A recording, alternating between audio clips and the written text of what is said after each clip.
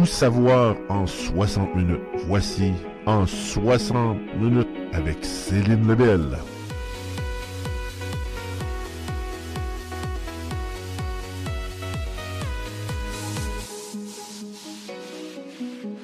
Bienvenue à cette émission en 60 minutes. Nous recevons cette semaine Maître Néron. Il est un historien des constitutions, pas seulement celle du Canada, mais celle de tous les pays. Donc, il a pris la peine de lire la manière dont les pays se sont constitués et d'étudier les écrits historiques afin de comprendre les points de vue légaux de chacune de ces constituantes. Il est en mesure de comparer et de nous expliquer dans ces deux émissions spéciales que nous faisons qu'est-ce que le Canada et comment le Canada s'est vraiment construit. Et il nous révélera plusieurs informations que nos gouvernements d'aujourd'hui devraient savoir. Et ceci n'est que en étudiant les textes légaux et les livres de constitution. Donc, je vous laisse avec Céline Lebel et Maître Néron. Bonne écoute. Alors, avec George Brown, avec les 500 millions plutôt que le Patrimoine Canada avait, Justin Trudeau a alloué 500 millions à Mélanie Joly, son ministère, pour nous cacher d'abord le principal personnage en arrière de la Confédération de 1867, George Brown. Voulez-vous nous en parler, s'il vous plaît? Oui, pour les auditeurs qui ne connaîtraient pas. Ça me fait plaisir de vous parler et ça me fait plaisir de parler de la Confédération parce que c'est un sujet qui m'intéresse beaucoup, qui me tient à cœur. Un sujet que j'étudie depuis très longtemps et que je continue à faire mes recherches, mes réflexions, écrire des articles sur ce sujet-là. Parce que pour moi, c'est important. Ça fait partie de notre histoire politique. Et si on s'y intéresse pas, ben, on va toujours perdre les combats politiques qu'on mène. Et puis, en corollaire avec ça, cette semaine, justement, on a vu que le premier ministre Trudeau a changé le nom de l'édifice Hector Louis Langevin. Oui, c'est ça. En fait, là, c'est une affaire qui m'a beaucoup étonné, puis qui a étonné pas mal de gens, parce que finalement, c'est une décision qui a été prise finalement par Trudeau de façon assez rapide, mais sans débat public. Parce que là, finalement, qu'est-ce qu'on faisait? En déboulonnant Langevin, on prenait une décision politique extrêmement importante qui en fait, c'est ce que les Indiens demandaient. Alors, mais il n'y a pas eu Normalement, il aurait dû y avoir une espèce de tribunal de l'histoire. Il aurait dû y avoir un débat pour savoir exactement qu'est-ce qui est reproché à Langevin, là. Est-ce qu'on lui reproche un crime ou est-ce qu'on lui reproche une mauvaise décision politique conforme à la pensée et aux préjugés de l'époque, là? Est-ce que vous pourriez expliquer un petit peu qu'est-ce qui était en jeu, là? Qu'est-ce qui s'est passé? Ben, en fait, c'est que Langevin, en 1867, est devenu le ministre des Travaux publics, mais en même temps, il était le ministre des Affaires indiennes et il aurait participé. C'est pas lui qui a eu l'initiative de ça, mais il aurait participé à la mise sur pied des collèges, là, donc les enfants autochtones qui ont été kidnappés pour être envoyés dans des collèges et pour être assimilés, là. Alors, et ce programme-là va durer jusque dans les années 1970, là. Alors, ça va durer 90 ans. Naturellement, ben, les Indiens, naturellement, sont outrés d'avoir été traités comme ça. Alors, donc, Trudeau a répondu presque immédiatement à leur demande parce que ils voulaient faire disparaître le nom de Hector Langevin. Alors qu'Hector Langevin, dans l'histoire de la Confédération, est un personnage extrêmement important. C'est le deuxième personnage en importance au Québec à ce moment-là. Le premier, c'est Georges-Étienne Cartier. Mais par contre, le premier personnage lors de la conférence de Québec, ça a été Langevin. Il a pris la parole à 3 ou 4 reprises. alors que Cartier a pris la parole selon les procès-verbaux une seule fois, et ça a été une remarque de 14 mots, là. Alors, donc, Langevin, au moins, a pris la parole à 3 ou 4 reprises. Et en plus, il va y avoir également la conférence de Londres. Durant la conférence de Londres, c'est là qu'on va rédiger le texte de la Confédération, le texte actuel, et ça va être des travaux extrêmement importants.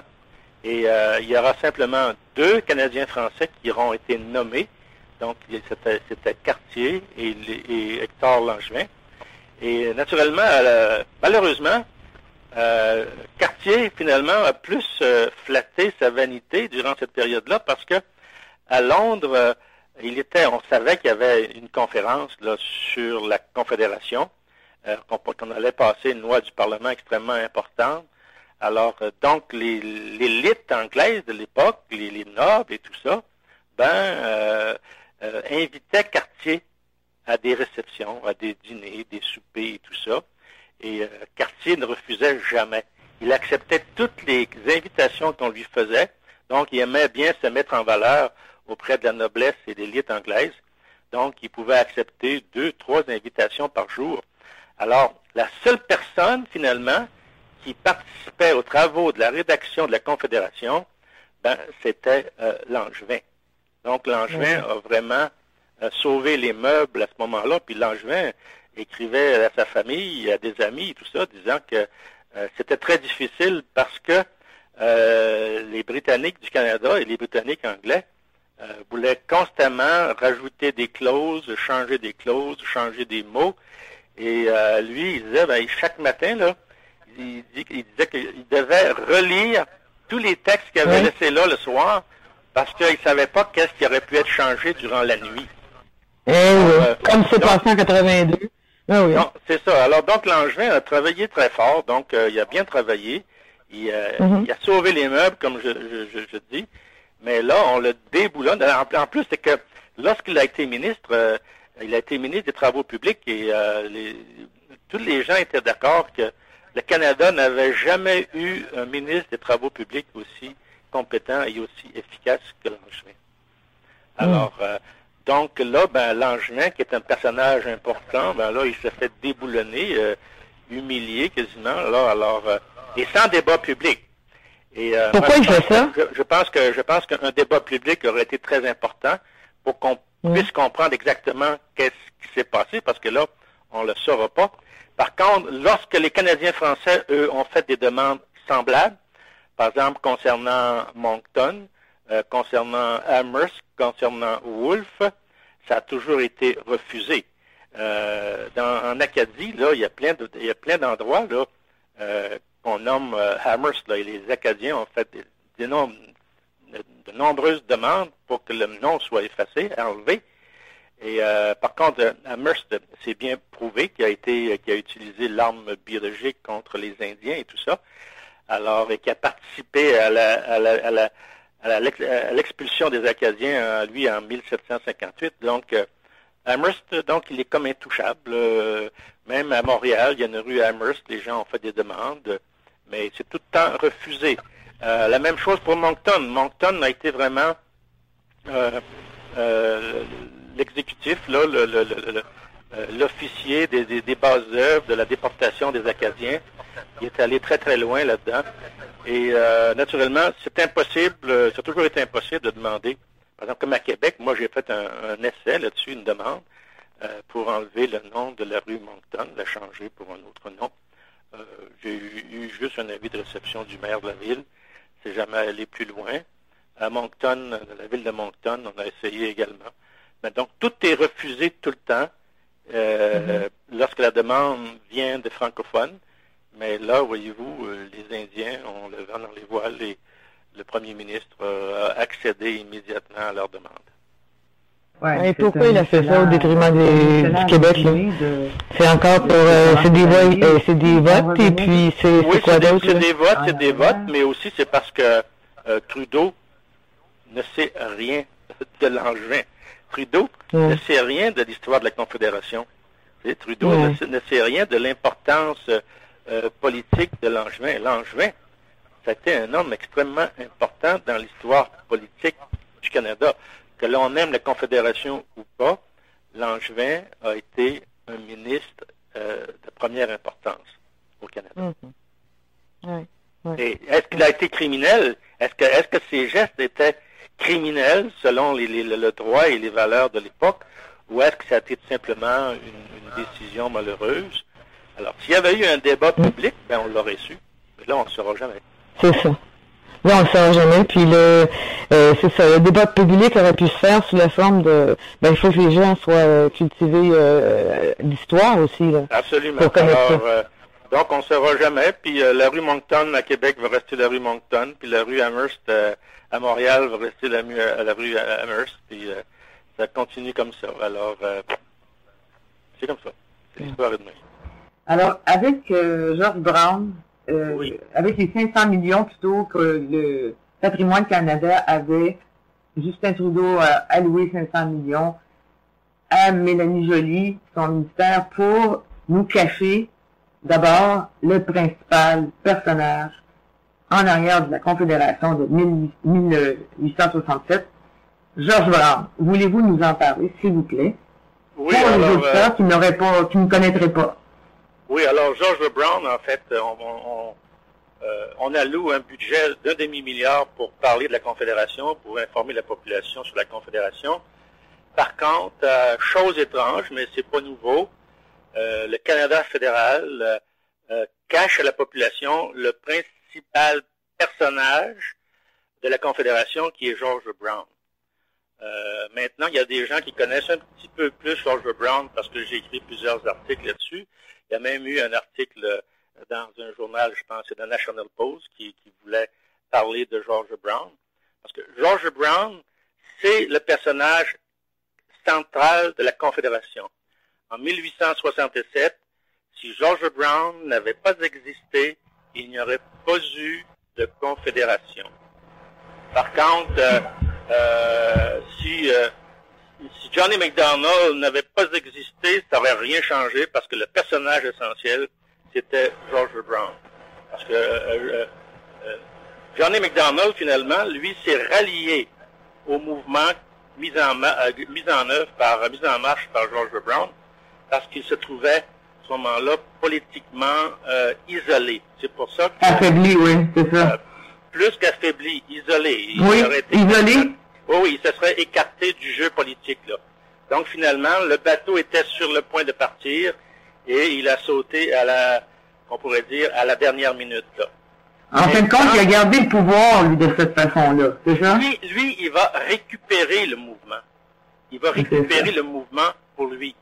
Alors, c'est lui qui va devenir le premier ministre du Canada. Mais celui qui a mis les choses, en fait, celui qui a planifié tout le mouvement depuis très longtemps, qui s'est bien préparé, qui a tenu compte des événements.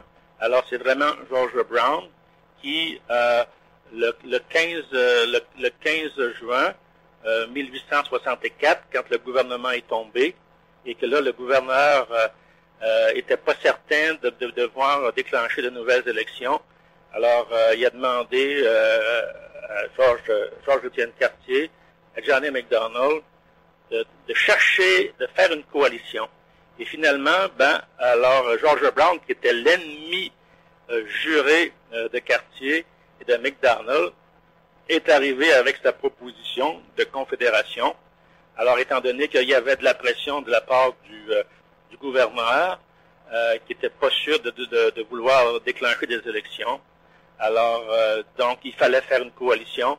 Et George Brown, finalement, est arrivé comme un peu triomphant parce que lui, son programme était tout tracé d'avance.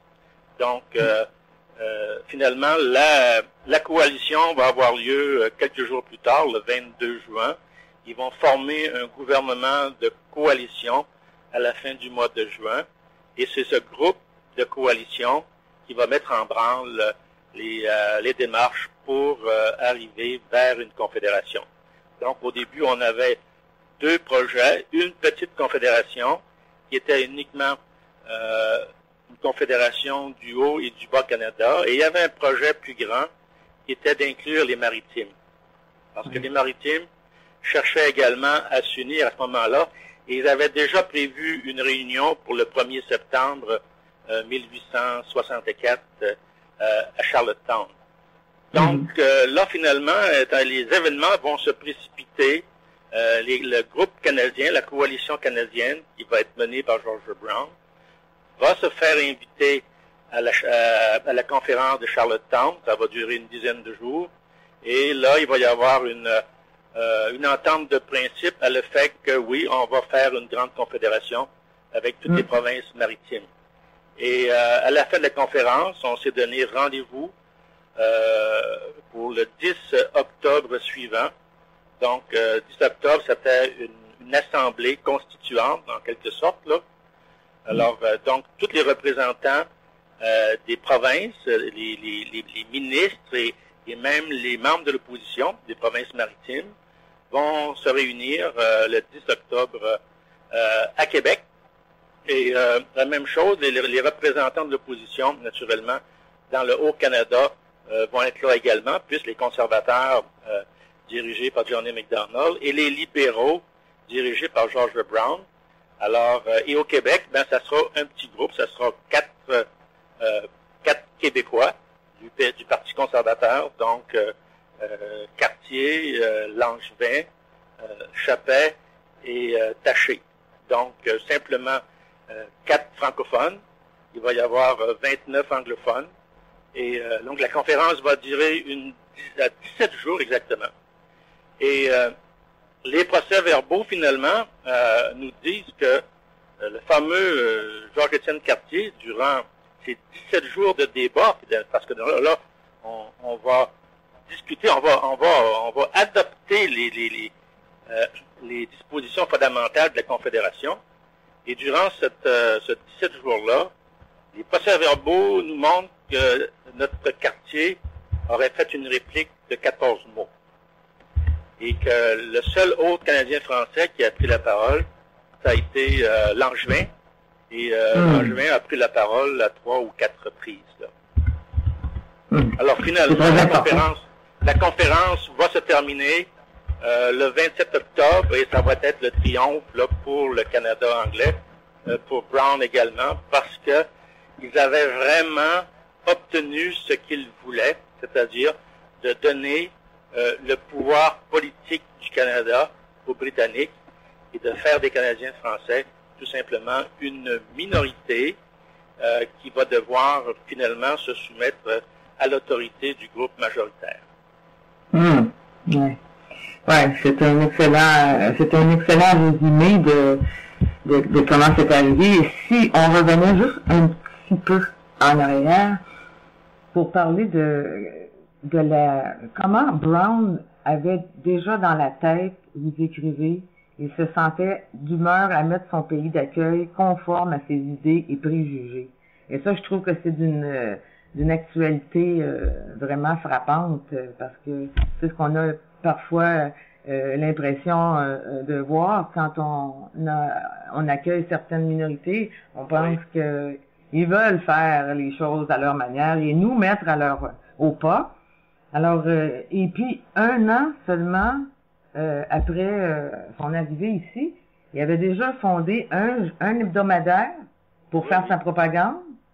Et puis là, il prononçait son premier discours pour appuyer les réformistes du Haut-Canada contre le gouvernement du gouverneur Metcalfe. Alors, ça n'a pas été long, là, de s'installer dans la vie publique. Ça a pris quelques mois pour qu'il donne une conférence, une première conférence à un comité politique, là. Alors, George Brown, dans le fond, c'est pas un immigrant, c'est un conquérant. Et George Brown, dans le fond, c'était quelqu'un avec une personnalité extrêmement forte, là.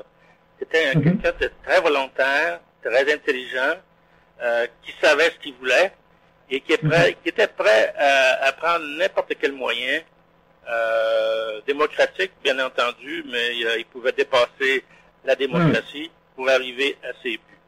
Alors, lui, écossais, il s'est rendu compte que les Canadiens français n'en menaient trop large au Parlement et au gouvernement.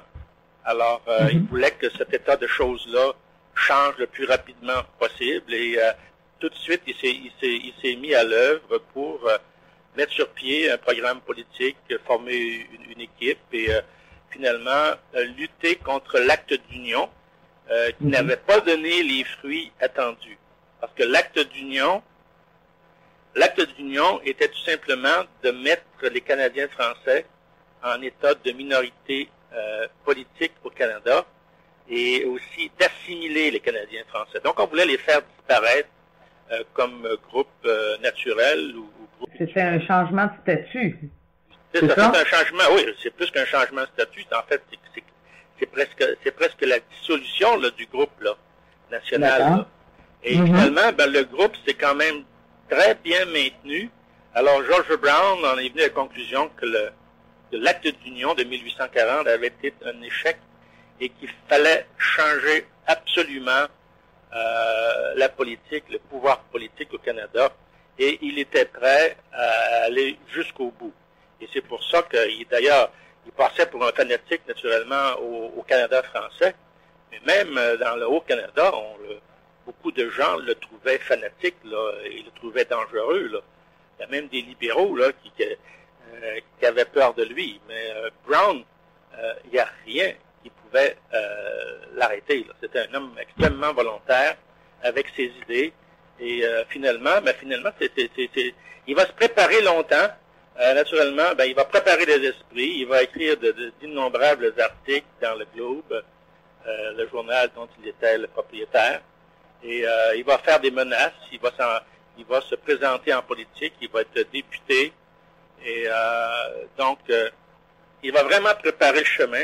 Et finalement, c'est lui qui va triompher, là, qui va prendre la tête du groupe lorsque le gouvernement va tomber le 15 juin.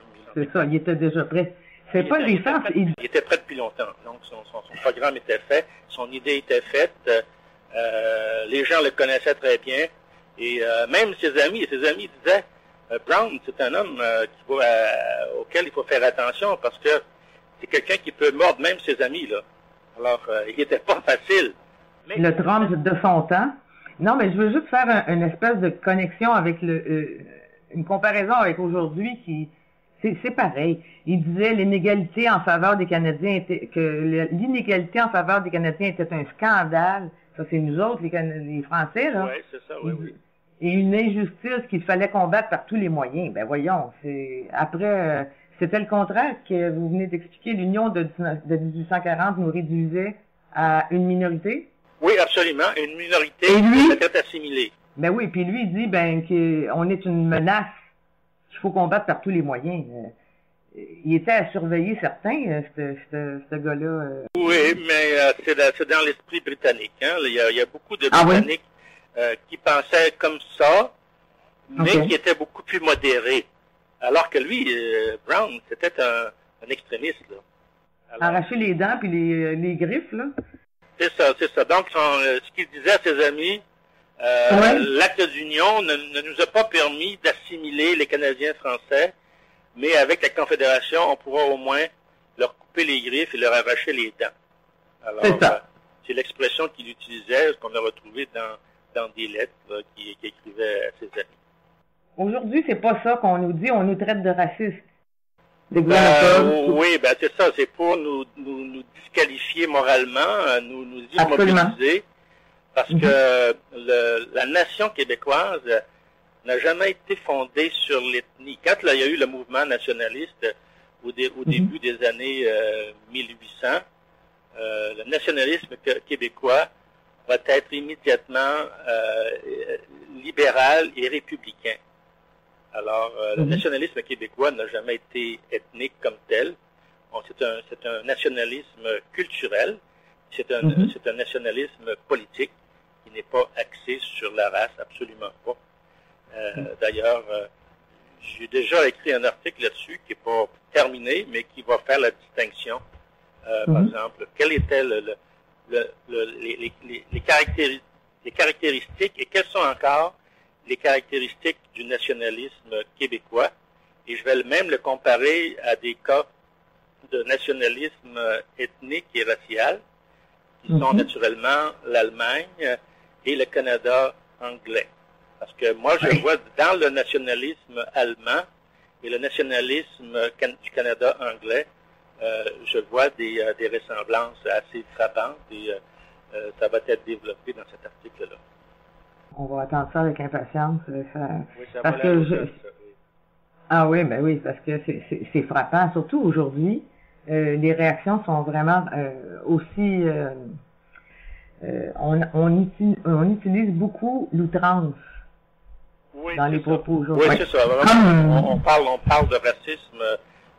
Oui. En fait, les Québécois, en fait, moi, ça fait longtemps que je lis les journaux, ça fait longtemps que je vois que les Québécois, la moindre chose que les Québécois font qui déplaise au Canada anglais, dans les gros mots, là, enfin, les bombes atomiques sortent tout de suite. Là.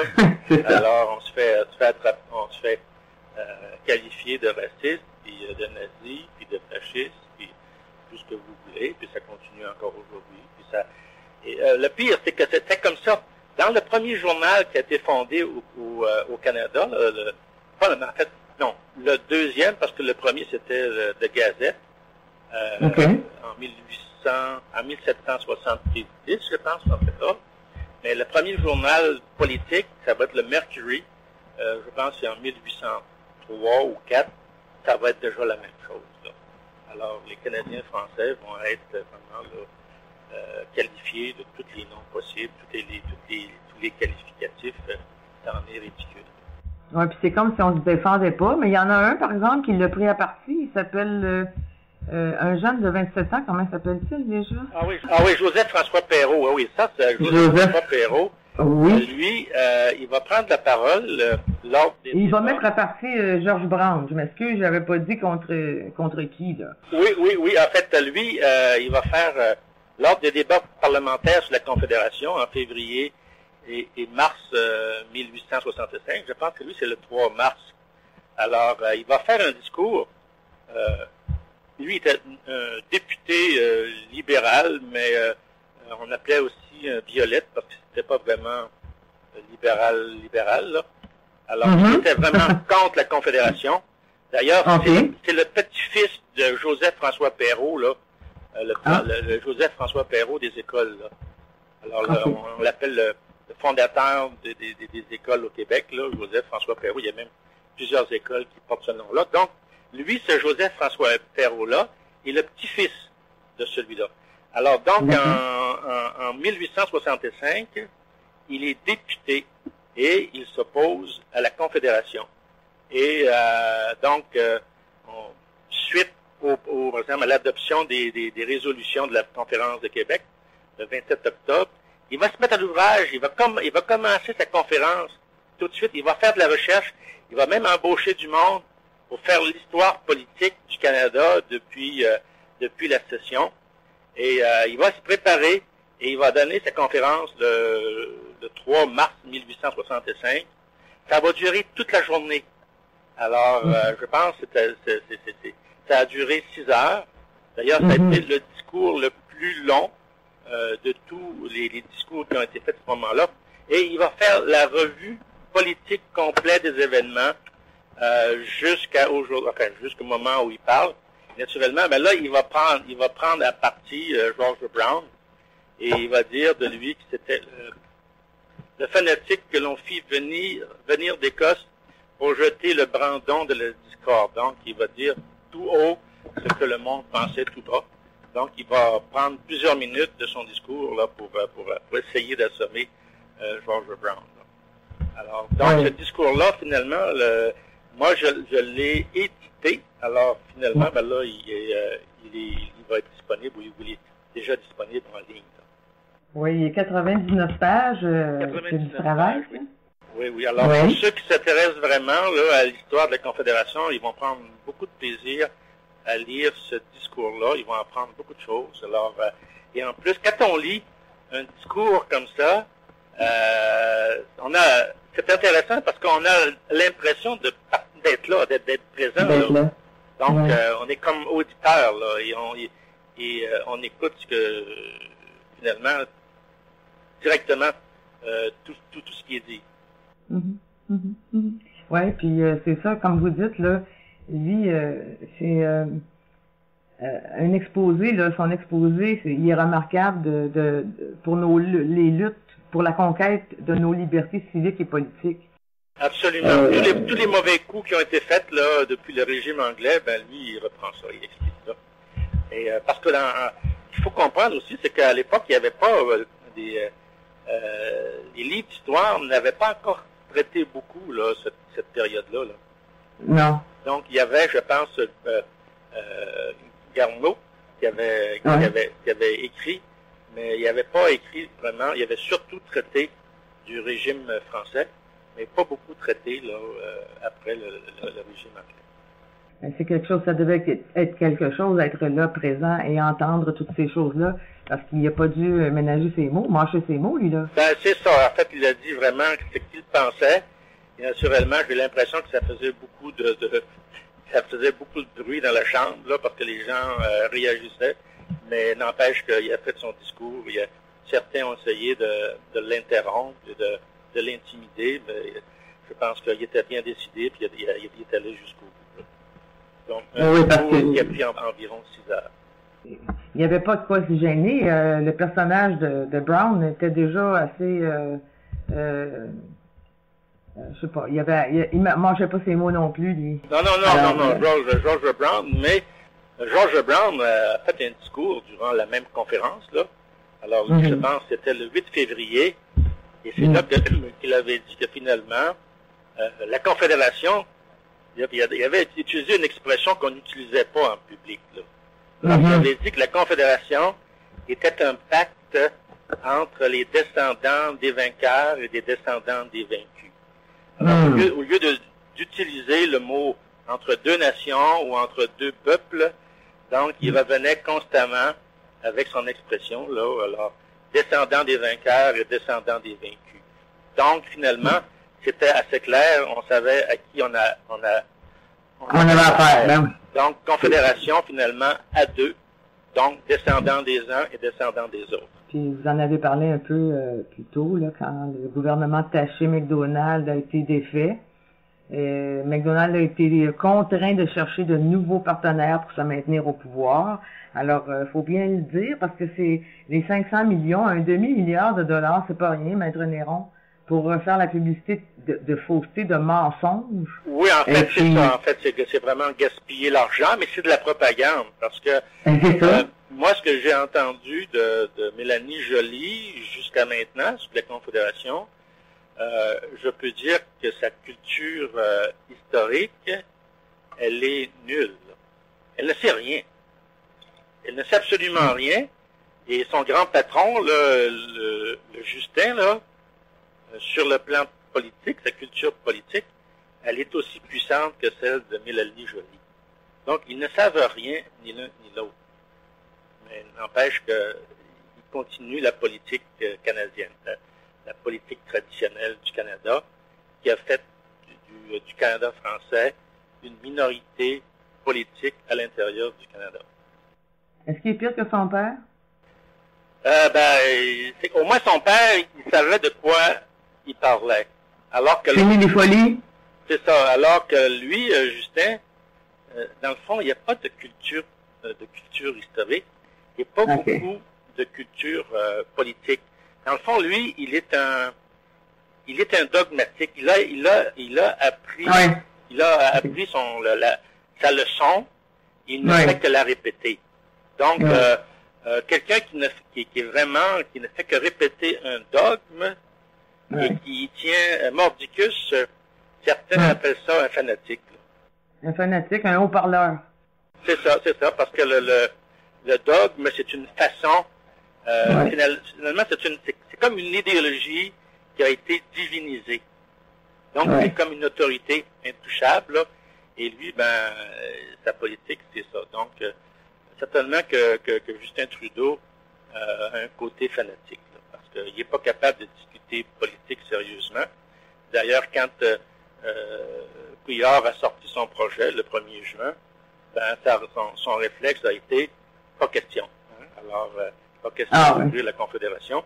D'ailleurs, même pas question d'en parler. Ah oui, en tournant le coin de l'escalier. Là. Donc, on peut dire que Justin Trudeau n'est pas juste le fils de Pierre Elliott Trudeau, c'est le fils spirituel de George Brown également.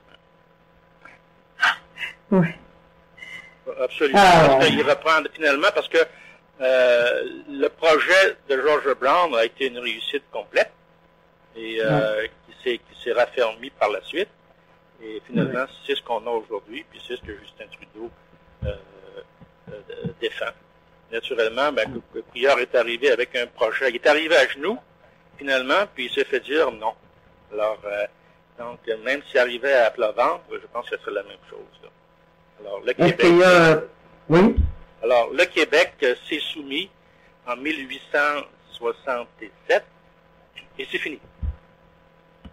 Alors, et ça, c'est finalement, c'est la pensée, on retrouve là-dedans, là, l'idée d'autorité absolue de la loi. Comme si la loi de 1867 était une espèce de loi divine. Là. Donc, autorité absolue de la loi, c'est la caractéristique principale du positivisme juridique. Et le positivisme juridique, finalement, c'est vraiment un héritage de la pensée judaïque et de la pensée protestante. Parce que la pensée protestante a eu pour effet de récupérer la pensée judaïque dans la conception de la loi, du droit et de la justice. Et de ça est né le positivisme juridique et on interprète la Constitution de 1867 qui est la loi des hommes, qui est un pacte entre deux parties, comme si c'était la loi intouchable de Dieu. Alors, absolument. Alors c'est pour ça que finalement, il n'y a pas d'amélioration. C'est que on a eu finalement, vous avez signé en 1867 et vous saviez ce que vous faisiez, c'est fini. Alors donc vous avez renoncé à vos droits politiques, vous êtes la minorité, parce que dans le fond, l'idée c'est que les Canadiens français, en 1867, formaient déjà une minorité économique. Alors là, il fallait les mettre également au niveau de minorité politique. Donc, 1867, minorité économique, minorité politique, et on a vu tout le désastre qui s'est ensuivi depuis ce temps-là. Justement, dans votre article, vous dites qu'il ne voulait pas laisser le commerce du Haut-Canada dans les mains puis là, vous nommez deux noms. Jean-Baptiste et de frère Jonathan. Qu'est-ce que vous voulez dire par là? De mettre le commerce du Haut-Canada? C'est l'expression que George Brown utilisait. Jean-Baptiste, là, c'était pour nommer les Canadiens français. Jean-Baptiste, c'était les Canadiens français. Et Jonathan, ça, je suis pas sûr. C'est peut-être... Le frère Jonathan? Oui, c'est peut-être les Canadiens français aussi. Mais les deux mots étaient liés dans la phrase, là. C'est pour dire, hein, encore là, il nous diminuait encore là. Ben absolument. C'est que dans le fond, eux, ce qu'ils voulaient finalement, George Brown... oui. Il dit aussi, vous dites aussi, il est hors de question de laisser le Saint-Laurent sous le contrôle d'une race paresseuse et oisive. Ben, c'est ça. C'est nous autres, ça. Oui, on est encore comme ça. Alors, qu'est-ce que vous voulez? Alors, une race paresseuse et oisive, alors, c'était un lieu commun. C'est un lieu commun qui est encore là aujourd'hui, qu'on peut entendre, là. Moi, quand je lis des fois le Gazette, National Post, là, surtout les petits billets, là, alors, ces idées-là sont encore vivantes aujourd'hui.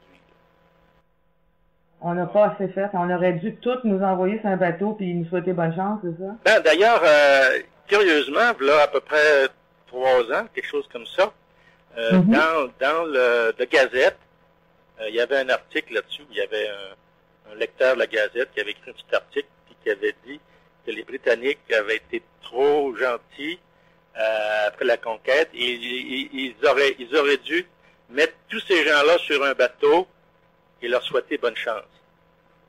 Ça a été écrit, ça, dans la Gazette, là. Alors, ça fait 3 ans seulement. Ah oui. D'ailleurs, je l'ai noté. D'ailleurs, je l'ai même cité dans dans un essai qui n'est pas connu encore, parce que moi, j'ai écrit un livre sur le lac de Québec, là. Et donc, j'avais noté ça, bien sûr, là, parce que, écoutez, là, on était après, c'était le 2012, quelque chose comme ça, 2013, là. Alors, et le journal a laissé publier ça, là. Dire, une affaire comme ça, il n'y a aucun journal au Québec qui publierait une affaire semblable, là. Il y aurait eu, en tout cas, une mise en demeure. Ah non, ça serait, non, ici, aucun journal aurait accepté de publier une chose comme ça. C'est pour ça que je vous dis que finalement, au Canada anglais, ils souffrent du syndrome de la bataille des plaines d'Abraham. Dans leur esprit, il y a un clic, il y a un clic qui s'est fait là. C'est C'est ça, et l'esprit protestant est là-dedans, là, parce que dans l'esprit protestant, ça revient souvent, la terre que Dieu donna à Abraham et ses descendants. Tu sais? Donc, la terre est un don de Dieu. Donc, le Canada est pour les esprits protestants un don de Dieu. Donc, ils ont mérité d'ailleurs, ils ont fait un effort sur les plaines d'Abraham. Puis, naturellement, alors Dieu, finalement, s'est prononcé. Savez-vous quelque chose qui est pas clair pour moi, c'est comment ça se fait que ils étaient en difficulté de se maintenir au pouvoir dans le Bas-Canada, là. Et puis que George Brown a profité de le gouvernement Taché. Qu'est-ce qui arrivait à ce moment-là? Ce qui est arrivé à ce moment-là, c'est que depuis 3 ans, 4 ans, à cause des interventions de Brown, parce que Brown contestait beaucoup là que les deux provinces aient un nombre égal de députés. Alors finalement, Brown a rallié beaucoup de gens, ce qui faisait que dans les députés qui étaient élus aux élections, ça s'équilibrait en ce sens que pour faire un gouvernement, là, ça prenait, je pense, 120, il y avait 120 députés, donc ça prenait 60 députés. Et ils n'arrivaient pas à avoir des fortes majorités. Donc, ils faisaient des coalitions, puis il y avait 60, 61, 62, puis les gouvernements tombaient régulièrement. Alors, à chaque année, le gouvernement tombait. Alors, donc, il fallait faire des élections. Alors, la dernière élection générale a eu lieu, la campagne électorale a eu lieu en juin 1863, la votation au début de juillet. Et finalement, l'équipe qui a été envoyée par le Canada français puis par le Haut-Canada, finalement, s'équilibrait en nombre. Alors, ce qui fait qu'on ne pouvait pas, le gouvernement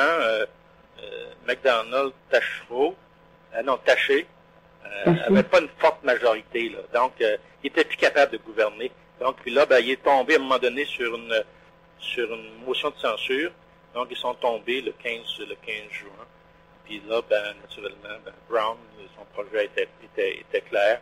Donc, il a accepté de faire entrer dans une coalition avec le gouvernement. Et il les a maintenus jusqu'à la Confédération.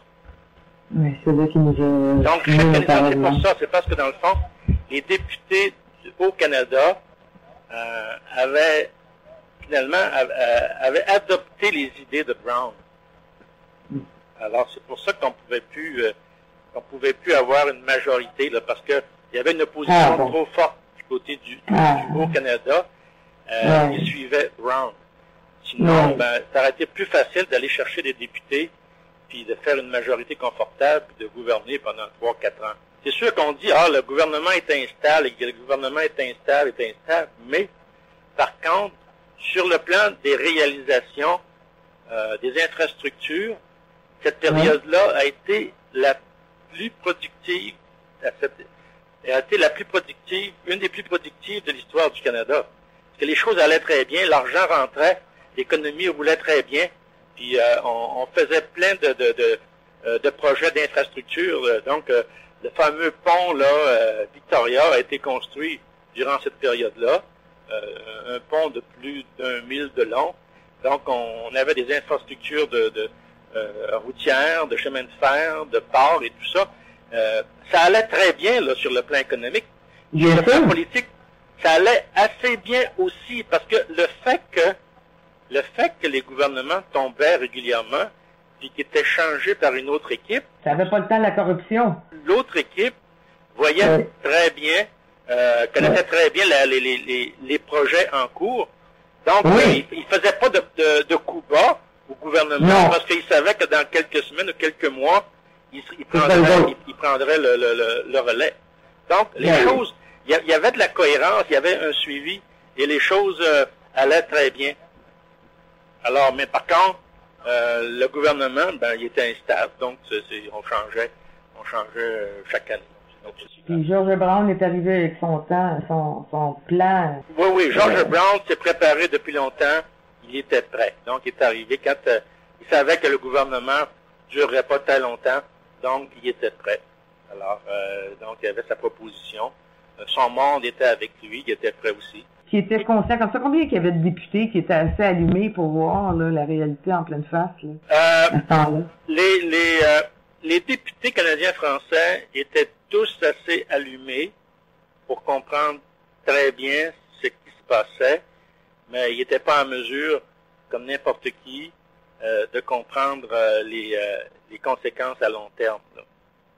Parce que finalement, pour eux autres, les députés canadiens-français n'étaient pas en faveur de la Confédération, mais durant le débat qui a duré presque 6 semaines, là, février et mars 1865, naturellement, tous les pères de la Confédération qui étaient là, les ministres de la coalition, George Brown y compris, ont fait plein de promesses aux Canadiens français. Bien sûr. Alors, disant qu'ils auraient l'autonomie, qu'ils auraient une souveraineté provinciale, que tout ce qui était d'intérêt local serait exclusivement dans les provinces, tout ce qui était d'intérêt commun, seulement d'intérêt commun, irait au fédéral. Naturellement, la Cour suprême, on n'en parle pas parce que c'était un projet très, très vague. Là. Donc, alors finalement, les Canadiens français ont... Parce que dans le fond, il faut comprendre aussi que les libéraux du Québec, là, n'étaient pas très aimés. Okay. Alors, ils n'étaient pas très aimés, là.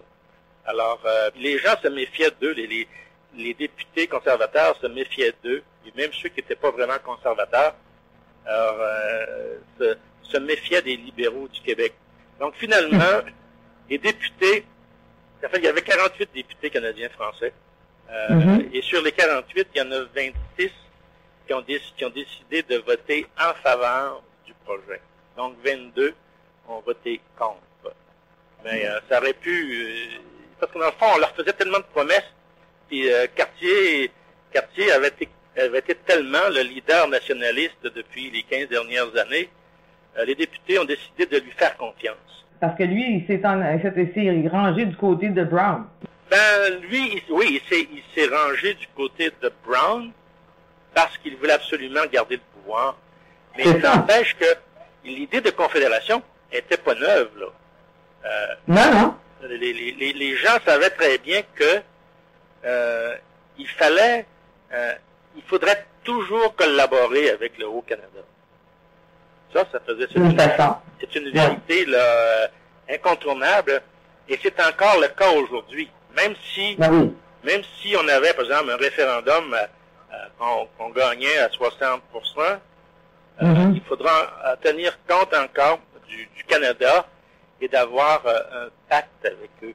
Donc, on va toujours être là où on est. Puis naturellement, dans notre province, c'est quand même l'entrée sur le Canada, là, c'est le fleuve Saint-Laurent. George Brown disait que le Saint-Laurent, on ne pouvait pas le laisser entre les mains des Canadiens français, là. Oh, oui, mais c'est ça, de la race oisive, la race paresseuse et oisive. Paresseuse et oisive. Alors, donc, même si par miracle on gagnait un très fort référendum, on devra accepter un pacte avec le Canada. Mais par contre, on n'est pas encore gagnant. Là, donc les gens ont peur de gagner un référendum, mais s'ils veulent le moindre changement à la Constitution, il faudra un oui au référendum. Et moi, même s'il y avait un oui au référendum, je suis pas sûr que le Québec deviendrait totalement indépendant. D'ailleurs, ce serait peut-être pas souhaitable d'être 100% indépendant parce que dans le droit naturel classique, il faut toujours tenir compte de la présence des autres. Dans le fond, il faut toujours être en contact et en bonne relation avec nos voisins. Et nous, on est incrustés dans les voisins, là. Alors, on devrait... On est incrustés? Oui, c'est ça. On est pris dedans, là. Par contre, on est comme le cœur aussi. Parce que le Saint-Laurent, c'est quand même le cœur géographique. C'est le cœur historique aussi du Canada. Mm-hmm. Mm-hmm. Ah oui? L'anthropologue qui veut. Au moins, on a ça. Oui, exactement. Oui, les Québécois, là, ils savent pas à quel point ils ont un pouvoir qu'ils n'exercent pas, là. Alors, mais aujourd'hui, ils ont tellement, dans le Canada anglais, on vu tellement les Québécois, finalement, s'écraser suite aux 2 référendums, que là, ils ont perdu toute crédibilité. Et même un hyper-fédéraliste comme Couillard s'est fait claquer la porte au nez, là. Alors, donc, ça veut dire que je reviens avec mon idée, au Canada, seulement, on souffre du syndrome de la bataille des plaines de Brahms. Ils ont conquis. C'est ça. Alors, c'est ça. La psychologie, c'est comme ça. La psychologie, c'est comme ça. Ben, quand vous dites très bien, d'ailleurs, pour Brown, la victoire était totale. Puis si vous comparez Brown avec un peu, vous rapprochez, en tout cas, Trudeau et Brown, pour lui aussi, la victoire était totale. Oui, absolument, absolument. Oui, les Québécois ont voté pour le premier Trudeau, puis ont voté pour le deuxième. Mais les gens, dans le fond, les gens manquent de culture politique et de culture historique. C'est pour ça que, dans le fond, ils se font accrocher par des images, puis ça s'emballe, puis on voit ça tout le temps. C'est comme ça. Puis c'est pas avec le gouvernement actuel qu'ils vont mettre dans les écoles les cours d'histoire. La culture, c'est pas quelque chose qui s'improvise. C'est une acquisition à long terme, c'est une acquisition suivant une discipline. Et lorsqu'on a acquis un certain niveau de culture, lorsqu'on a acquis une forte personnalité, une forte culture, que c'est là le contact avec les autres cultures devient enrichissant. Alors que nous, maintenant, on essaie de nous faire croire que la richesse, c'est vraiment de mélanger toutes les cultures ensemble, là, et que ça deviendrait enrichissant. Non, c'est complètement idiot parce que ça il détourne l'attention du problème. Mais non, ça va plus loin que ça, c'est qu'ils sont en train, le multiculturalisme est en train de dissoudre les cultures. Alors les gens n'auront presque plus de culture. Alors imaginez-vous, là, un peintre, il prendrait pas toutes ses peintures, toutes ses couleurs, et les mettre dans un vase, puis toutes les mélanger, puis ensemble, ça ferait juste du brun. Alors, il ne pourrait plus faire aucune toile avec ça, là. Un bon exemple. Donc, la culture, c'est essentiel. La culture, c'est notre deuxième nature, voyez-vous? C'est celle qui nous forme. Et la culture, ça naturellement, de 0 à 6 ans, c'est la culture que nous imposent nos parents. Après ça, c'est la culture que nous impose l'école. Mais les enfants n'ont pas le choix, hein, dans le fond, c'est comme ça. Les enfants de toutes les époques, de tous les pays, assimilent la culture. À un moment donné, ils vont devenir plus libres, ils vont faire leur choix de lecture, leur choix de cours, leur choix de profession. Ils vont continuer à progresser sur le plan culturel. Aujourd'hui, cette progression culturelle, ça s'arrête parce que la culture est dévalorisée au profit du divertissement. Et se divertir, c'est pas vraiment de la culture.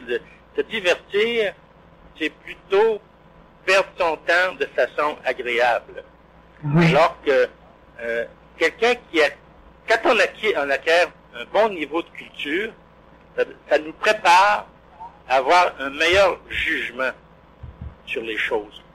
Donc, meilleur jugement, ça veut dire être capable de distinguer le vrai du faux, être capable de distinguer le bien du mal, être capable de distinguer le beau du laid, être capable de distinguer le licite de l'illicite.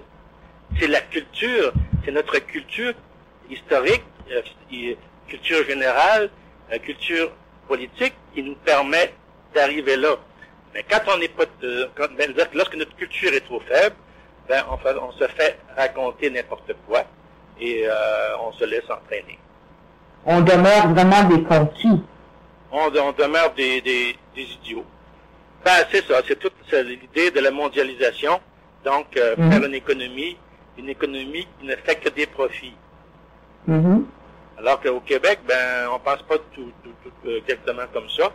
Alors, maintenant, ben, on pense plutôt à une économie sociale, des choses comme ça, la distribution de la richesse. Donc, l'économie est au service de la population parce que l'économie doit nous fournir les biens essentiels dont on a besoin pour vivre. Mais l'économie d'aujourd'hui ne vise que le profit. Le profit. Alors, naturellement, ben, on ouvre les frontières et tout ça, puis on ne prend pas la peine de les organiser, de les structurer, de recevoir la population, de l'accueillir, de l'assimiler, tout ça. Non.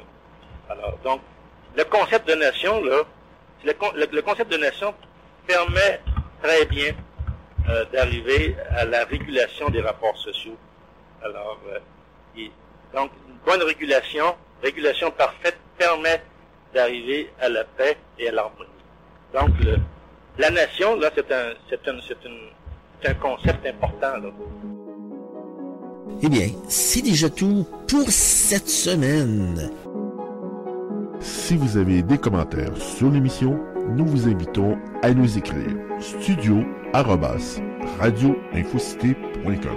Vous pouvez également suivre Céline sur le site de Facebook avec Céline Lebel ou sur Twitter avec également Céline Lebel.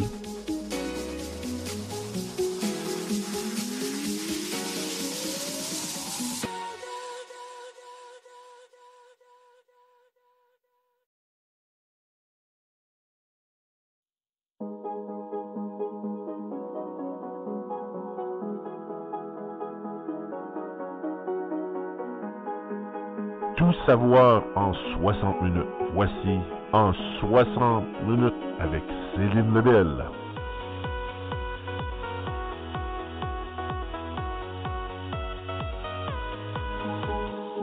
Bienvenue à cette émission En 60 minutes. Eh bien, cette semaine, nous continuons notre entrevue avec Maître Néron. Il est un historien des constitutions, pas seulement celle du Canada, mais celle de tous les pays. Donc, il a pris la peine de lire la manière dont les pays se sont constitués et d'étudier les écrits historiques afin de comprendre les points de vue légaux de chacune de ces constituantes. Il est en mesure de comparer et de nous expliquer dans ces deux émissions spéciales que nous faisons qu'est-ce que le Canada et comment le Canada s'est vraiment construit. Et il nous révélera plusieurs informations que nos gouvernements d'aujourd'hui devraient savoir.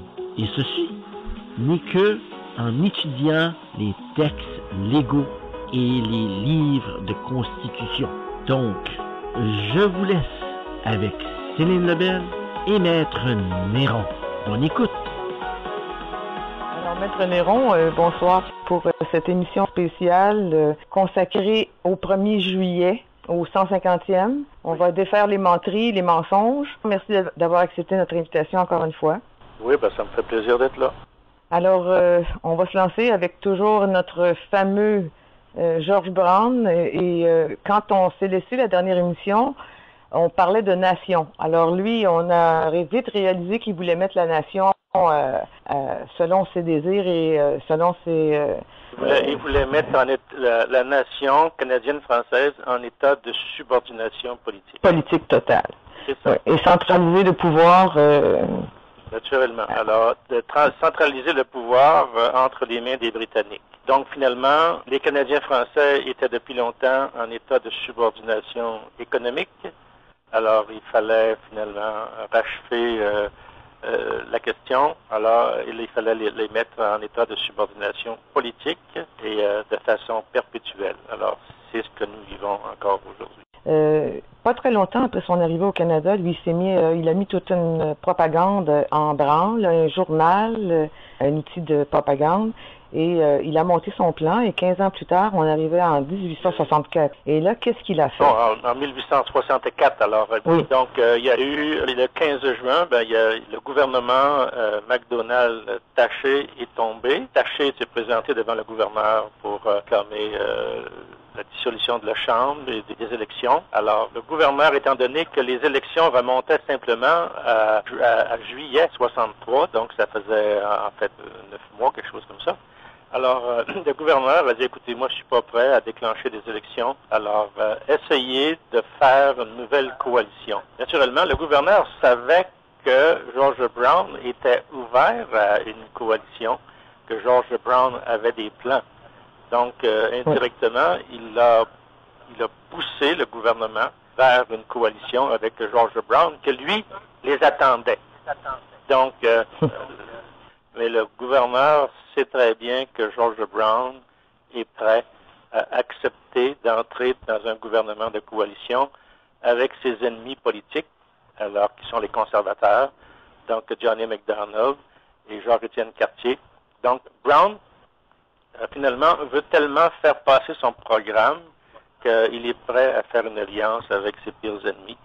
Donc, le 22 juin, la coalition va être formée, l'entente va être formée, et le 30 juin, je pense, le nouveau gouvernement va être formé avec George Brown et 3 de ses associés. Donc là, Brown va prendre en main la direction des choses, et étant donné que, lui, son projet, c'est d'abord de faire une confédération avec les deux provinces, le Haut et le Bas-Canada. Et naturellement, on pense également à inclure les provinces maritimes, qui, elles, sont sur le point de se rencontrer pour d'avoir une conférence sur une confédération locale des maritimes. Alors, on profite de l'occasion pour se faire inviter. Alors, le 1er septembre, la coalition, les membres de la coalition canadienne sont à Charlottetown. Et là, pendant une dizaine de jours, on parle d'une grande confédération de toutes les provinces britanniques d'Amérique du Nord. Et on se donne rendez-vous au 10 juillet pour une conférence constitutionnelle, donc à Québec. Donc, ça va être la conférence de Québec qui va durer du 10 au 27 septembre 1864. 72 résolutions, en fait, vont être adoptées durant cette période-là. Et ces 72 résolutions vont constituer la substance de la Confédération. En fait, le résultat de cette conférence-là va être considéré comme une espèce de traité entre les différentes provinces. Et chaque province va faire adopter par son parlement local les résolutions. Donc, à Québec, on va convoquer le Parlement au mois de février pour adopter les résolutions de la Conférence de Québec. Alors, donc, les débats auront lieu du mois de février à mars 1865. Durant ce temps-là, les pairs canadiens de la Confédération vont tout mettre en œuvre pour convaincre les députés canadiens-français, il y en a 48, de voter en faveur du projet de confédération. Donc, on va leur faire des promesses, on va leur dire le Québec va être autonome, va avoir des compétences souveraines, il va quasiment être souverain, et la nation va être protégée par ces compétences-là. Alors, donc, tout ce qui est d'intérêt local va rester dans les compétences des provinces, et seulement les compétences d'intérêt commun seront dans le domaine du fédéral. Alors, donc, finalement, ça a lieu je pense que les débats ont eu lieu pendant presque 6 semaines. Et finalement, sur les 48 députés canadiens-français, il y en a 26 finalement qui vont voter en faveur du projet de confédération. Mais ça ne sera pas voté dans la joie, ça va être voté dans la crainte. Les gens vont voter, mais ce qui va arriver, c'est qu'ils vont dire, parce qu'il y a eu des rapports là-dessus, il y a eu des déclarations là-dessus, ils vont voter parce qu'ils se sont dit, on va faire confiance à Georges-Étienne Cartier, parce qu'il avait toujours été, depuis les 15 dernières années, un leader nationaliste vraiment là, important, et que les libéraux du Québec n'étaient pas tellement crédibles non plus, parce que les libéraux du Québec essayaient finalement de s'allier avec George Brown, parce que George Brown était un libéral également. Mais sur le plan national, ils ne voyaient pas les choses de la même façon. Donc, ils étaient proches. D'ailleurs, en 1858, ils ont formé un gouvernement pendant 2 jours avec George Brown, les libéraux du Québec. Oui. Alors, donc, ça ne tiendra pas, ils vont être battus. Et là, donc, George Brown va pouvoir prendre sa revanche. Là. Alors, finalement, 26 députés sur 22 vont voter en faveur de la Confédération. Mais pour eux, c'était pas une confédération perpétuelle. Là. Alors, c'était naturellement, on s'engageait pour l'avenir, mais on s'imaginait pas que l'avenir allait durer si longtemps et qu'il serait si dur. Exactement. Et pourquoi on le cache cette année, 500 millions pour le cacher, cet individu? C'est parce que dans le fond, George Brown,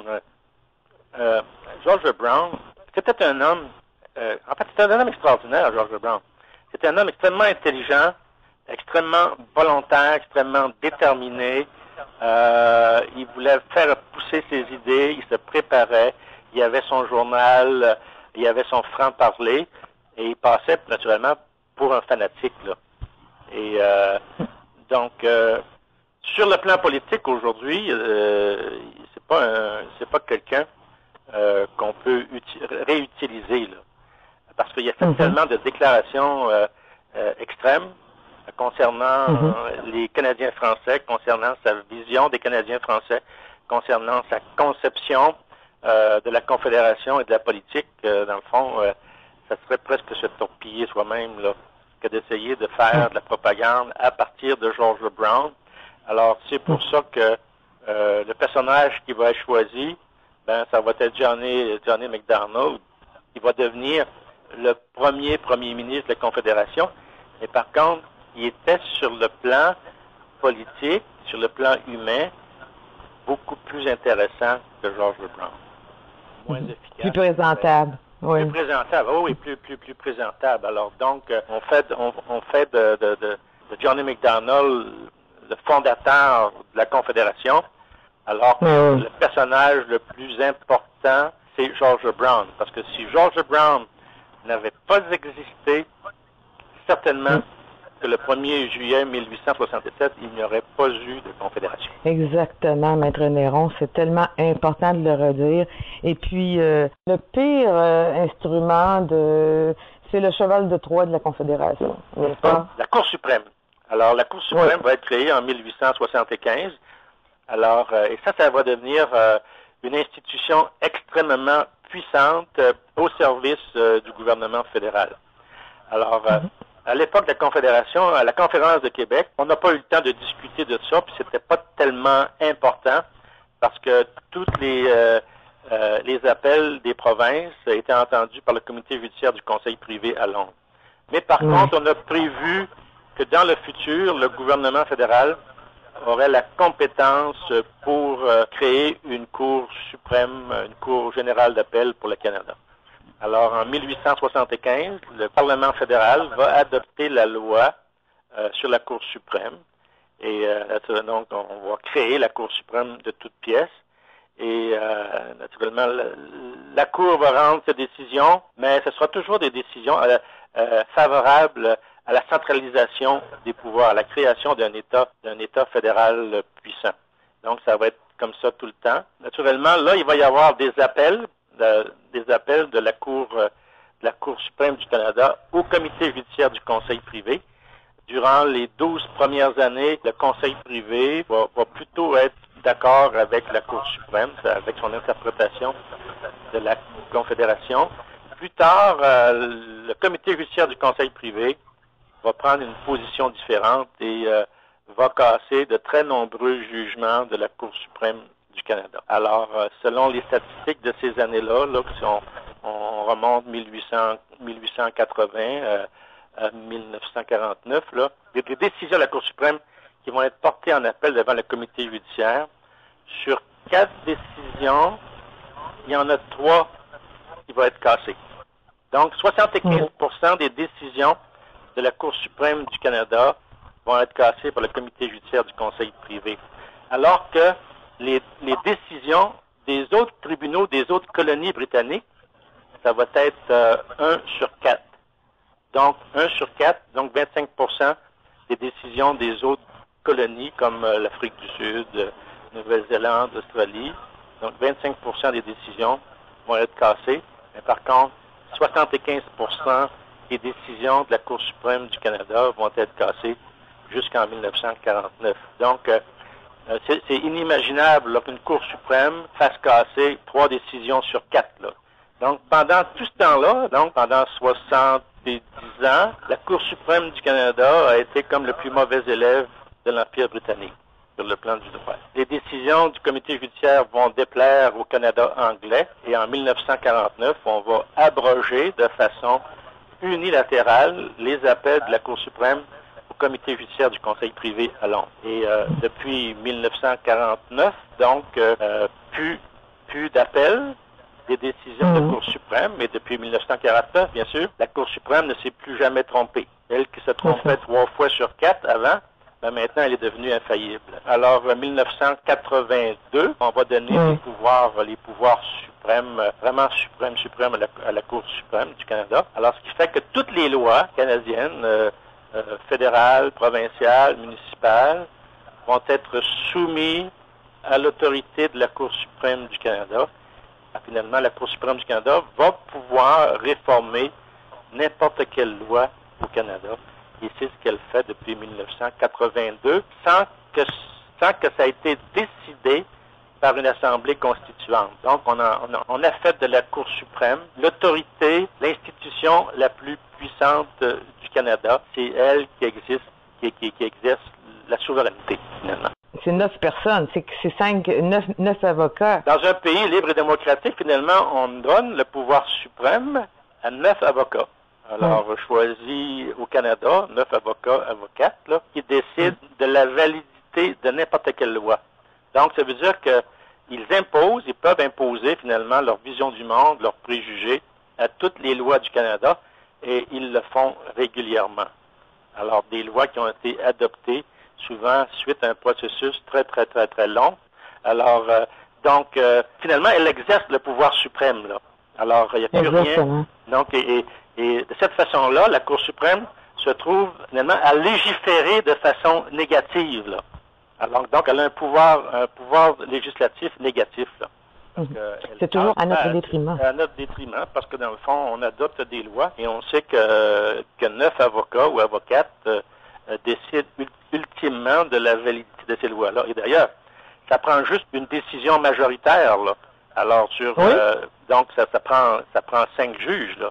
Alors, vous avez 5 juges, donc vous avez un juge qui est plus plus important ou qui est plus influent, qui réussit à en convaincre 4, et finalement, ce juge-là décide ultimement de n'importe quelle loi.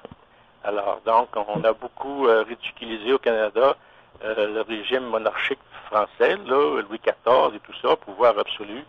Mais en fait, Louis XIV avait beaucoup moins de pouvoir, infiniment moins de pouvoir que la Cour suprême du Canada n'en a aujourd'hui.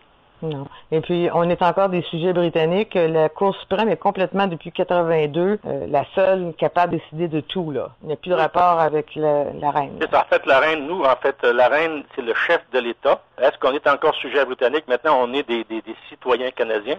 Parce qu'en 1947, on a adopté une loi sur la citoyenneté canadienne, là. Donc, comme tel, légalement, on est des sujets.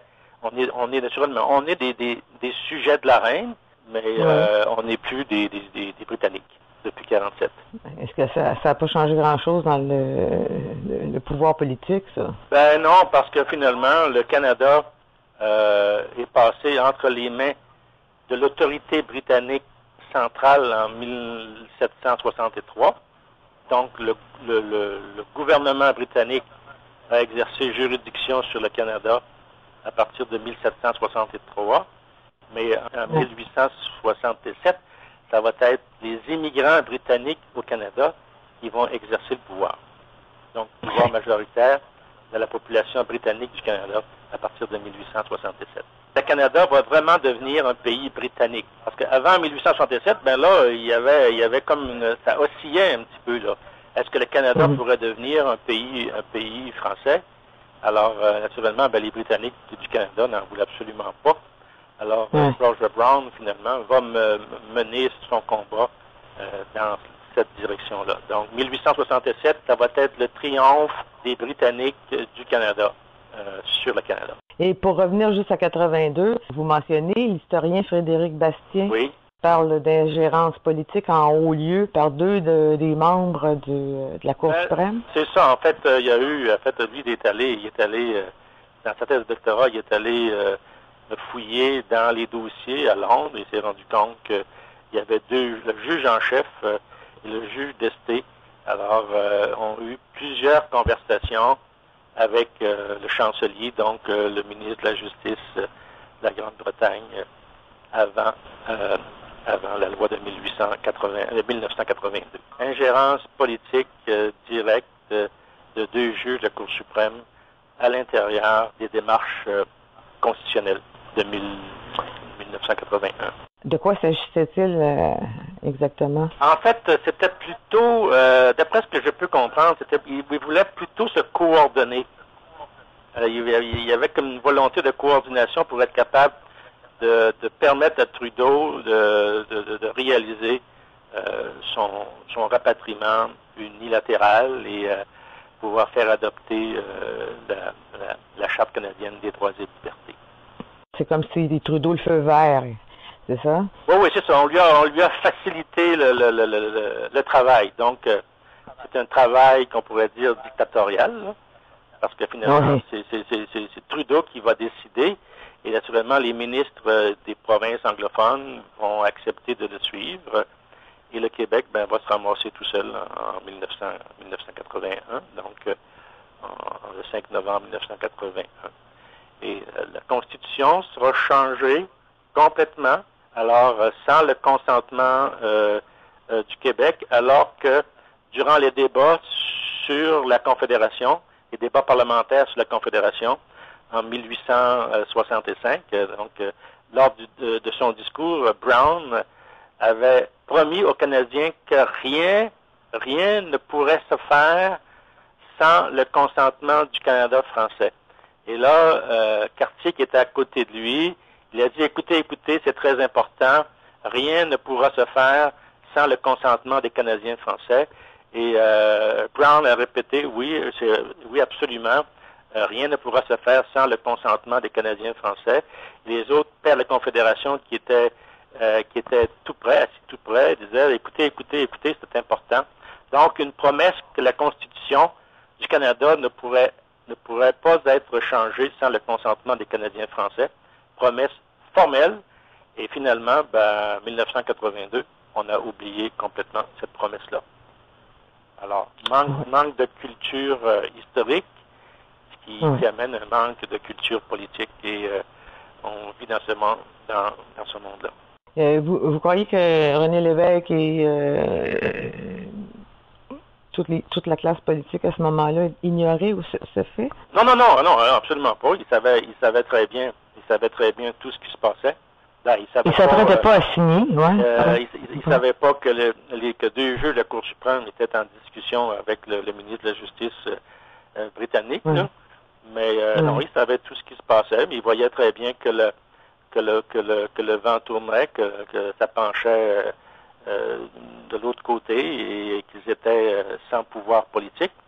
Et naturellement, Lévesque et son équipe et ses conseillers n'avaient pas pris la peine de bien lire les débats parlementaires sur la Confédération, parce que si ces conseillers avaient eu à l'esprit les promesses qui avaient été faites officiellement par Brown et acceptées par Cartier et approuvées par les autres qui étaient tout autour, alors ça aurait pu avoir une force importante, ça, cette promesse, parce que la Constitution d'un pays ne se résume pas à ce qui est écrit sur un papier, là. Alors, il y a bien des choses là, qui font partie d'une Constitution. Les promesses... Ah, c'est ça que je vous demandais, là. Il n'était pas au courant, là. Il n'avait pas lu ça, là. Parce que les Québécois n'aiment pas la Confédération.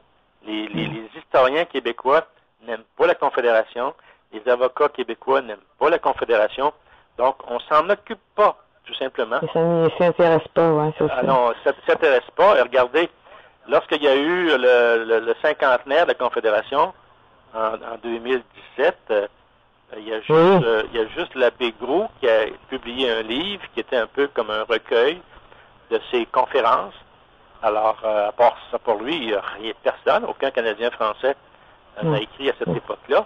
Et en 1967, lors du 100e, alors aucun historien canadien-français n'a publié quoi que ce soit. Il y a juste un avocat, qui est Jean-Charles Bonenfant, qui a écrit sur 2-3 ans, il a écrit 4 ou 5 articles là, sur la Confédération. Mais à part lui, personne n'a écrit. Donc, et cette année, en 2017? Ah ben là, j'ai pas vu grand-chose non plus. Mais il y a quelques-uns qui ont écrit des articles, des livres, mais pas des choses qui sont complètes là. Alors donc, donc moi, depuis l'an passé, là, j'ai écrit des articles sur la Confédération. Là, j'en ai une vingtaine là, qui sont écrites. Il y en a plusieurs qui sont déjà parus. Il y en a au moins 5 là, qui vont paraître dans les prochaines semaines. Là. C'est très, très important. Pour vous remercier de le faire. Pour continuer, justement, faire un lien avec ce que vous dites, il y a les droits des anglophones. On a entendu un Jean-Marc Fournier plus colonisé que bien informé, vous dites? Oui, c'est ça, en fait. Parce que lui, Jean-Marc Fournier, là, c'est ça, il dit que finalement, les anglophones, présentement, dans certaines régions du Québec, là, voient leurs droits bafoués parce que ils sont moins nombreux, puis naturellement, ils sont plus bilingues. Et là, il veut partir à la rescousse, là, protéger les droits historiques des anglophones du Québec. Alors que cette expression-là, le droit historique, ça ne veut rien dire, parce que dans un système britannique, pour être capable de réclamer un droit, un vrai droit, il faut pouvoir opposer une loi ou un principe de common law là, qui est absolument irréversible. Et les anglophones du Québec, après la conquête, n'ont pas reçu de droits linguistiques.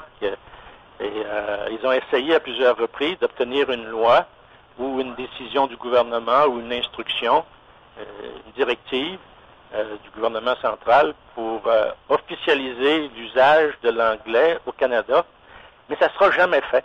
Et même en 1910, le juge en chef du Canada, le juge Sewell, va faire un rapport et il va dire que la situation pour les anglophones du Québec et du Canada plutôt est précaire parce que le Parlement britannique avait toujours refusé d'adopter une loi pour légaliser l'usage de l'anglais au Canada.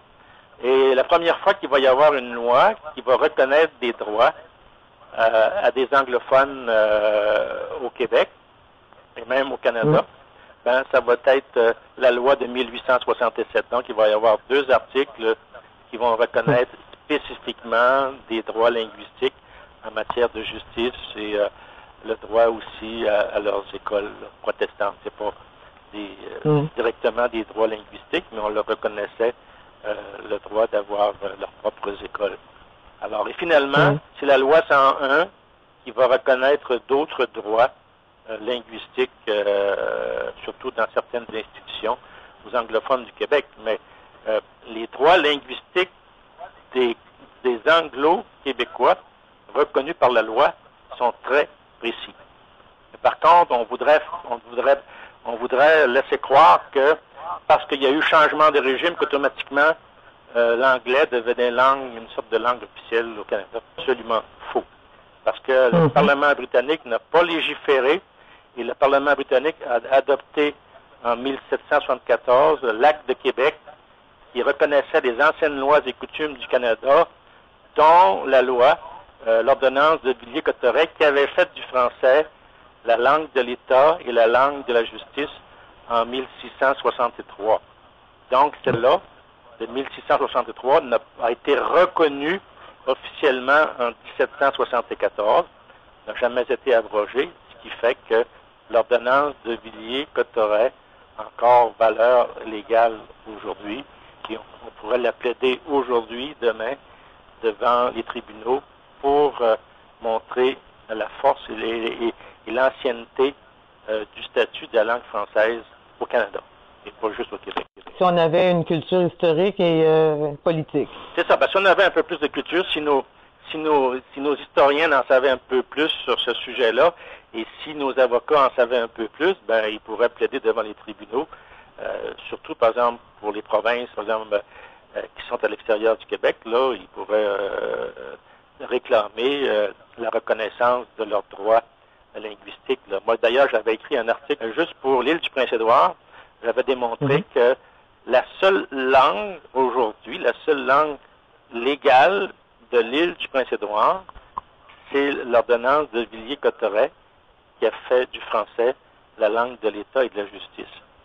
Parce que à l'île du Prince-Édouard, on n'a jamais adopté de loi pour légaliser l'usage de l'anglais. Donc, l'anglais est devenu la langue coloniale, si vous voulez. Donc, la langue générale, mais en vertu du pouvoir colonial. Mais un pouvoir colonial, c'est pas forcément un pouvoir légal. C'est ça, c'est les droits de conquête que vous appelez? C'est les droits de conquête, là. Mais droits de conquête... Ça veut rien dire. Ça veut tout dire au niveau de la force, mais ça veut rien dire au niveau du droit. Alors que dans la vie juridique que j'avais écrit là, pour l'histoire de l'île du Prince-Édouard, ben, je disais, un plaideur pourrait se présenter devant une cour supérieure à l'île du Prince-Édouard et demander que finalement que l'anglais soit supprimé de certains textes pour faire reconnaître uniquement la langue française dans l'île du Prince-Édouard. Alors, naturellement, ça ferait une crise, mais ça forcerait les gens à retourner en arrière, à lire les textes, à comprendre le droit tel qu'il doit être compris. Alors, un droit, c'est un avantage, un pouvoir qui vous est reconnu par une loi. Alors, le droit colonial, là, ça veut rien dire, ça. Donc, vous écrivez, pendant des siècles, soit depuis 1066, la langue française a été en Angleterre la langue du roi et des barons. C'est pas rien, ça. Ben oui, le français a été la langue, naturellement, de l'administration du roi. Ça a été la langue du Parlement de Westminster. Et ça a été la langue des tribunaux jusqu'au début du 18e siècle. Là. Jusqu'au début du 18e siècle, les juges en Angleterre rédigeaient leurs jugements en français. Et les étudiants, naturellement, étudiaient le droit. Les étudiants, vers le 17e siècle, avaient des ouvrages bilingues. Donc, les textes étaient traduits. Donc, dans une seule page, vous aviez 2 colonnes, le texte français d'un bord, le texte anglais de l'autre bord. Et les professeurs leur demandaient toujours, lisez le texte français. Et ça a été fait jusque dans le premier tiers du 18e siècle. Là. En 1731, on a adopté une loi pour abroger l'usage du français en matière de justice. Il faut dire que cette loi-là est très restreinte sur le plan géographique parce que on dit très bien que cette loi-là de 1731 ne s'applique que dans cette partie de la Grande-Bretagne qu'on appelle Angleterre. Donc, la loi de 1731 est tout simplement une restriction au principe de common law. Donc, restriction, parce que la common law, elle s'applique à toute, finalement, à toute la Grande-Bretagne et même ses possessions jusqu'à certains points. Mais cette loi de 1731, c'est dit textuellement uniquement dans cette partie de Grande-Bretagne qui s'appelle l'Angleterre. Donc, la loi de 1731 ne touche absolument rien au droit, par exemple, à la common law qu'on a appliquée au Canada à partir de 1763. Oui, parce que vous dites, même la reine d'Angleterre aujourd'hui est obligée de donner, elle a même donné quelque chose, un sentiment où elle a produit un papier, un texte après le vote du Parlement sur le Brexit en français. Oui, pour chaque projet de loi, là, pour qu'un projet de loi adopté par les deux chambres puisse avoir force de loi, il faut que la reine donne son consentement. Mais encore aujourd'hui, au moment où je vous parle, là, la reine n'a pas le droit de donner son consentement en anglais. Il faut qu'elle le donne dans sa langue légale et patrimoniale qui est le français. Et si, par exemple, par hasard ou par erreur ou par audace, la langue, la reine donnait son consentement en anglais, il ne vaudrait rien. Alors, les juristes disent que ce serait nul de nullité absolue.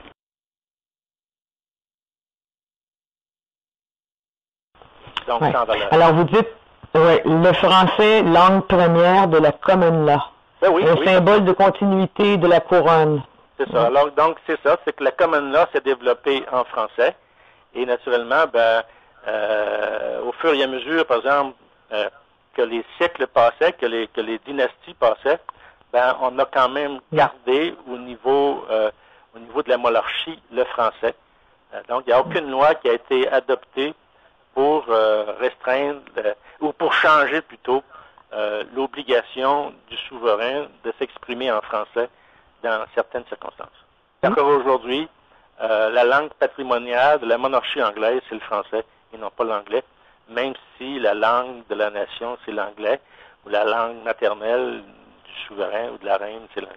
Je vais vous laisser le mot de la fin. Qu'est-ce qu'on va dire encore pour cette année, là, pour le 150e?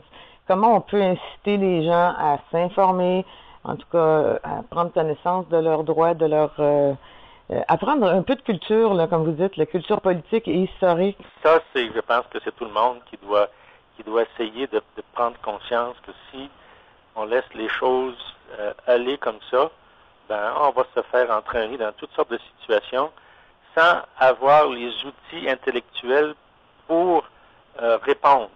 Alors, la culture, c'est une compétence qui nous permet de trouver des solutions aux problèmes auxquels on est confronté quotidiennement, régulièrement. Alors, la culture est essentielle, mais aujourd'hui, on la néglige tout le temps. On la néglige parce que le système d'éducation est un peu comme ça et on veut se diversifier, se mondialiser et on veut se divertir, hein, les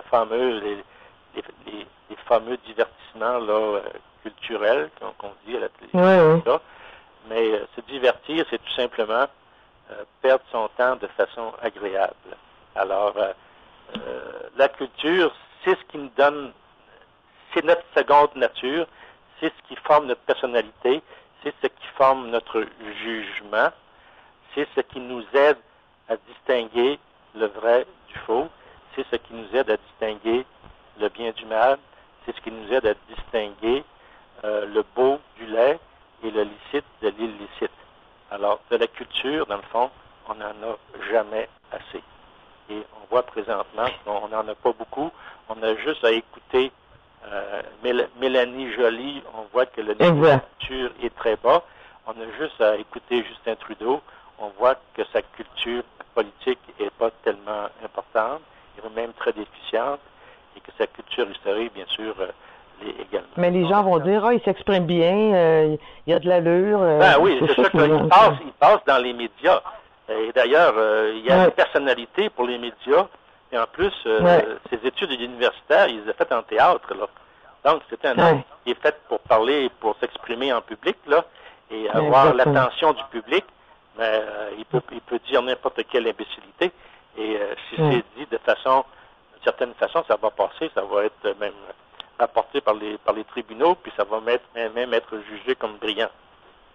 Alors, quand Couillard lui a proposé le 1er juin, alors de discuter de la Constitution, alors son réflexe a été « Ah, il n'y en est pas question ». Alors, juste 2-3 mots secs et c'était fini. Donc, ça montre très bien que sa culture politique est pas très Et tout de suite, la semaine d'après, ça a été l'édifice Hector Louis Langevin. Oui, c'est ça. Enfin, un petit peu plus tard. Là, ça a été rendu public, je pense, le 21 ou le 22 juin. Donc, on a déboulonné un père de la Confédération. Je pense que Trudeau ne savait pas l'importance de ce père de la Confédération-là, tellement que sa culture en fait, est déficiente à ce niveau-là. Et naturellement, on a manqué aussi, en la faisant comme ça, on a manqué de savoir, de connaître les raisons pour lesquelles il fallait agir comme ça. Parce que normalement, quand on fait le procès de l'histoire, il faut que ce soit public. Il faut que les gens dans les médias nous donnent les raisons pour et contre. Donc, pourriez-vous écrire un texte là-dessus, Maître Néron? Je veux écrire des textes sur énormément de choses. Et j'arrive pas à en faire plus que je fais présentement, mais en tout cas, possiblement, enfin, j'ai beaucoup de sujets que je veux traiter là, à partir de l'automne. Sur le droit comme tel, oui? Oui, sur le droit, oui. Je peux faire un petit peu moins d'histoire et un peu plus de droit. C'est ça. Donc, par exemple, faire la distinction entre, par exemple, le droit moderne, qui est axé sur le positivisme juridique, avec le droit plus ancien, qui est le droit naturel classique. Là. Moi, je veux apporter plus d'informations là-dessus pour montrer que finalement, à partir du 16e siècle, dans le monde occidental, il y a eu une révolution du droit. Alors, révolution du droit qui prend naissance dans la réforme protestante. Alors, cette réforme protestante-là, dans le fond, le mot réforme est mal utilisé parce que l'impact de cette réforme-là a été tellement important sur le plan juridique et sur le plan politique qu'on devrait plutôt l'appeler la révolution protestante. Là. Parce qu'il y a eu des changements majeurs qui ont eu lieu dans les institutions et dans les idées. Et ça, les gens ne sont pas au courant de ça. Et j'aimerais ça aborder cette question-là pour montrer l'importance du droit naturel classique, sa façon d'aborder la société, sa vision du monde, sa vision du droit, sa vision de la loi. Parce que dans le fond, ça n'a jamais été le droit naturel classique n'a jamais été abrogé comme tel. Là. Et le positivisme juridique n'a jamais été adopté comme tel, mais les transformations se sont faites sans que les gens s'en rendent compte réellement. Là. Parce que regardez, sur le long terme. Sur le long terme, regardez comme la Révolution française, finalement, a été beaucoup plus influencée par les idées protestantes que par les idées traditionnelles. Là. Parce que la Révolution française est comme une révolution protestante laïque. Là. Ce qui fait que au 19e siècle, le droit français va être axé sur l'individu, sur le droit subjectif et sur le positivisme juridique. Trois institutions qui ont été développées essentiellement par le protestantisme, par la révolution protestante. Oui, ça évacuait le droit naturel. Ça évacuait beaucoup le droit naturel. On en a encore quand même des bribes. Au Québec, on est l'un des endroits où le droit naturel classique a eu une influence plus longue à cause de nos collèges classiques. Là. Et moi, j'aimerais ça mettre ça plus en évidence pour montrer que on a gardé un héritage plus important du droit naturel classique, et ce qui peut, d'une certaine façon, expliquer la différence, la différence de mentalité entre le Québec et le Canada anglais. Canada anglais qui est non seulement protestant, mais la forme la plus extrême du protestantisme, qui est le calvinisme. Le calvinisme. C'est ça. Alors, parce que le gros de l'immigration du Canada va venir de l'Écosse, et les Écosses, ce sont des calvinistes. Les Écossais sont des calvinistes qui s'appellent presbytériens, parce que presbytérien, c'est un mot qui a été un mot tiré du grec pour dire guidé par les chefs, quelque chose comme ça, là, ou par les autorités religieuses. Là. Alors, les Écossais sont vraiment des des émules là, de Calvin. Alors, pour comprendre la pensée écossaise, pour comprendre la pensée de George Brown, ben, il faut commencer par étudier Calvin et même Luther. Quand vous commencez à comprendre Luther et Calvin, vous commencez à comprendre la pensée des Écossais qui se sont emparés du Canada à une certaine époque. Et qui le tiennent encore, là, et qui le tiennent encore. Alors, donc, il y a beaucoup de choses à faire encore au niveau des idées, là. Alors, moi, ça fait très, très longtemps que j'étudie ces sujets-là, et ben, j'ai pas le temps de tout écrire, là. Parce que, dans le fond, regardez, moi, je regarde, par exemple, la culture politique de 1967 à la culture politique d'aujourd'hui, là, puis je vois que on en a beaucoup perdu. Quand on disait, moi, j'ai lu des textes des années 1967, là, de l'époque de la Confédération, on voit plein de textes très intéressants, approfondis, bien écrits. On en voit plus aujourd'hui. Très rare. Il y en a, mais c'est très rare. C'est ça. Alors, oui, il y a quelques-uns, mais c'est rare, là. Alors, je sais pas. Alors, donc, ça veut dire que la culture, finalement, s'en va en glissant. Alors, si on rajoute à ça la politique du multiculturalisme, alors, c'est ici encore. Je crois qu'il y a des communautés qui semblent conserver leur culture plus que nous. Oui, ben là, il y a des gens, là, il y a des gens qui là, et c'est ça, c'est la recherche identitaire, là. Alors, là, c'est la bataille identitaire, donc, on est rendu à un autre niveau, là, mais pour être capable de comprendre ce qui se passe aujourd'hui, ça prend une préparation, puis on l'a de moins en moins. Ça nous donne des arguments de répondre quand on se fait traiter de raciste. Ça dure pas longtemps quand on a l'histoire, on trouve les mots. On dit c'est pas vrai qu'est-ce que tu es en train de dire, puis c'est fini là. Hein? C'est ça. Maintenant, on n'est plus capable de dire grand-chose. Donc, on s'écrase pour le faire, puis on a honte. Et on se fait accuser de crimes, d'intention ou de crimes qu'on n'a pas l'idée de commettre. Là. Alors, donc, on se tait. Donc, les gens se taisent. Hein. C'est un peu qu'est-ce qu'on voit tout le temps, là, les gens se taisent. Oui.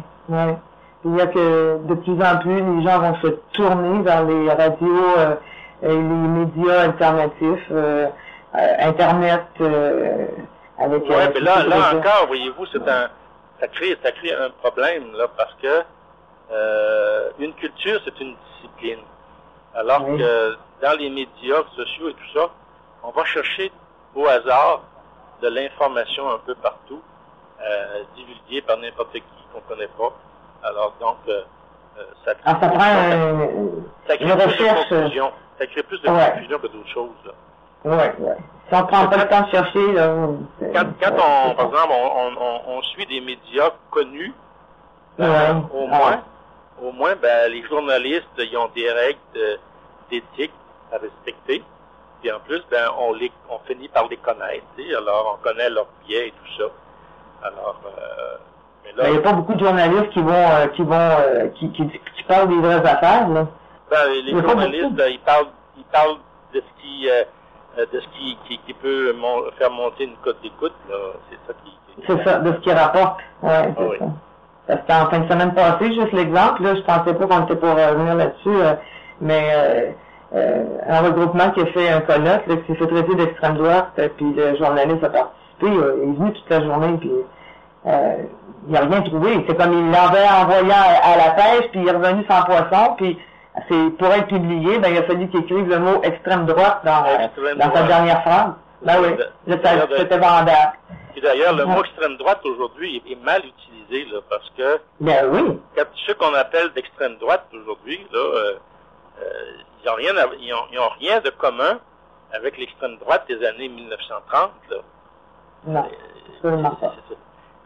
Ceux qu'on appelle l'extrême droite sont plutôt une droite nationaliste. Ça serait bien plus simple de les appeler une droite nationaliste traditionnelle et tout ça.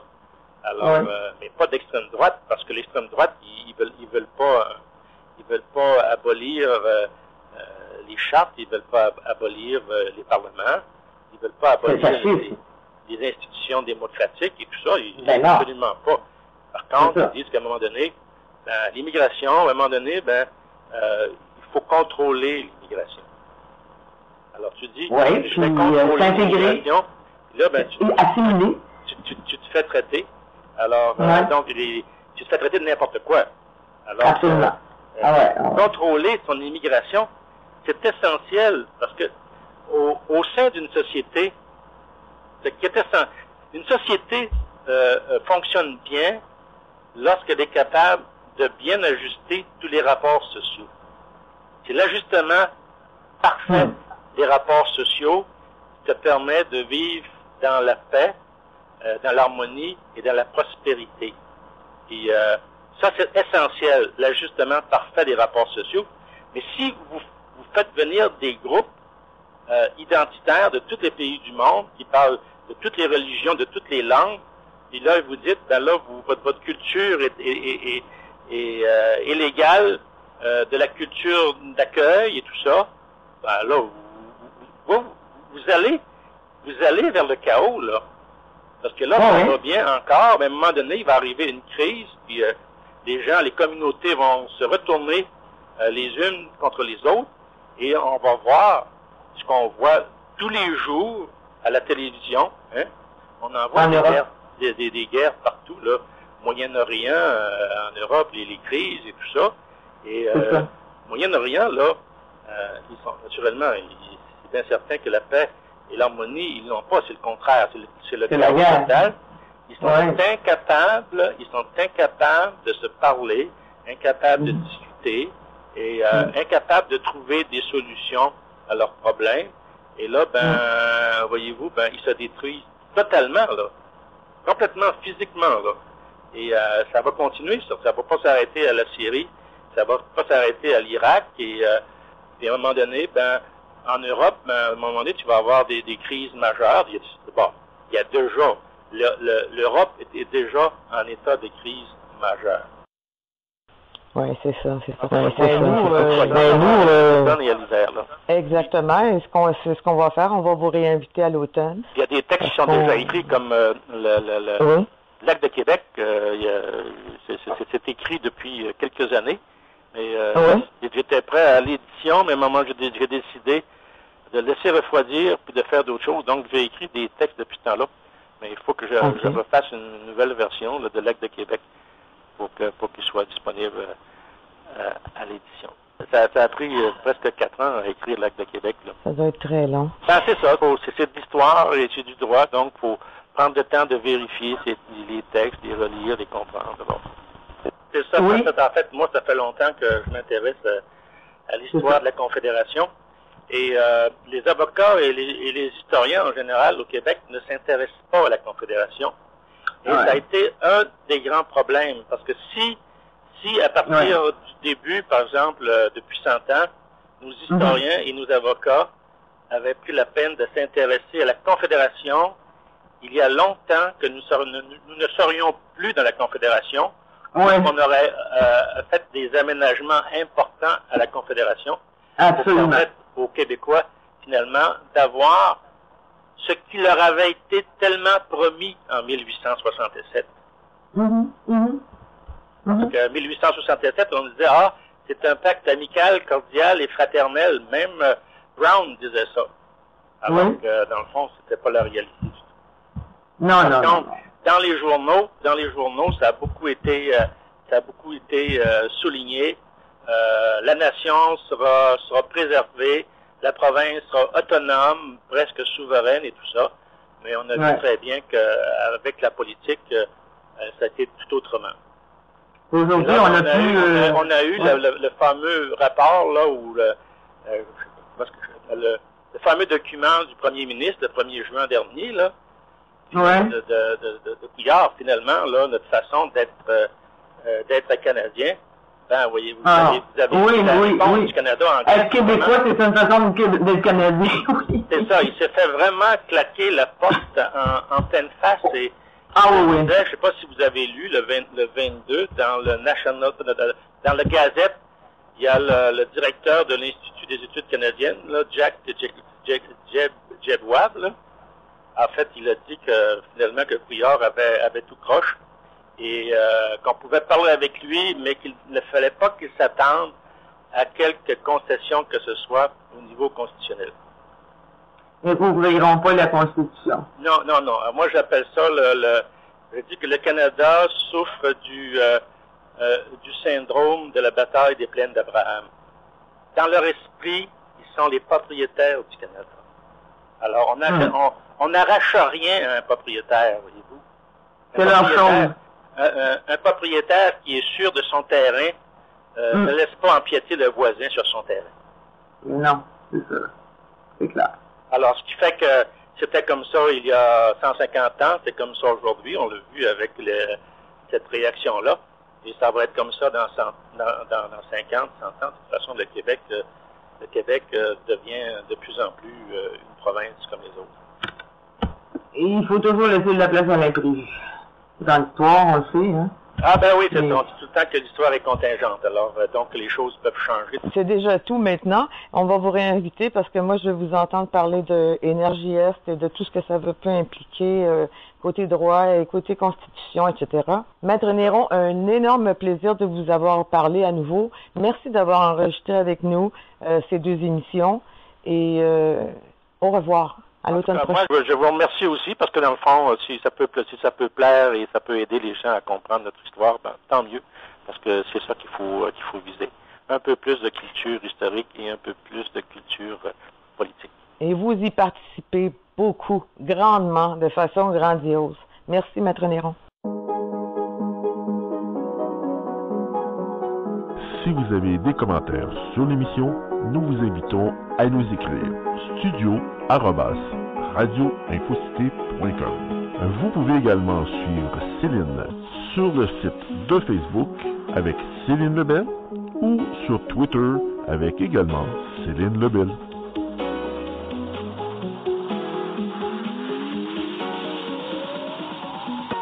Si vous n'avez pas écouté la première partie, prenez note que cette émission est également diffusée en balado sur le site de radioinfocité.com.